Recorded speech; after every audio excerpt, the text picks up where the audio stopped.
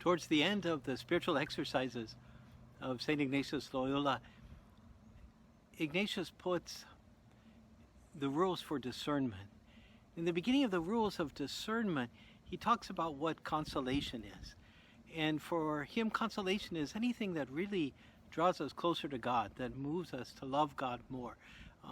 In general, that consolation is going to be something that we would experience as very positive, good feelings, good memories, kind of affirmations of what we're about. But he doesn't limit it to that. He talks about how consolations can be tears and remorse and whatever it is that moves us towards God. And so in this more complicated understanding of consolation, I think maybe we can see some of what's going on in our country now as being something profoundly consoling, profound consolation.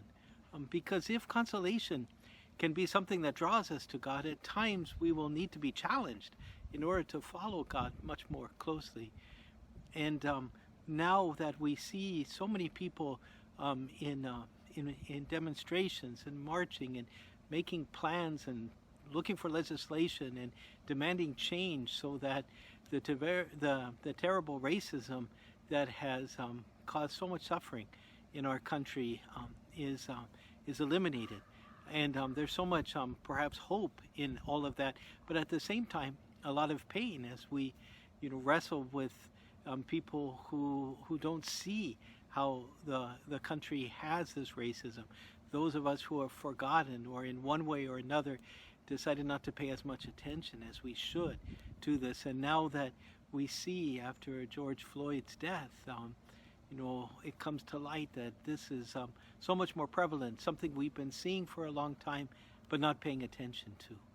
And so it almost seems as though the Lord sending this powerful form of consolation. He says, open your eyes so that you can create a different sort of world where people who have suffered far too long, often in silence, with no one to speak for them, or with very few people to speak for them, now are able to speak.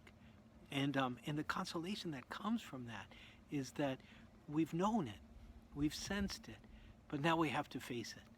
And so may the Lord give us that strength to make the changes we need so that the direction that God is calling us to is a direction that we walk, and the efforts that we make are to do what God would have us do in this very new and wonderfully consoling moment, this very difficult and very ancient moment too.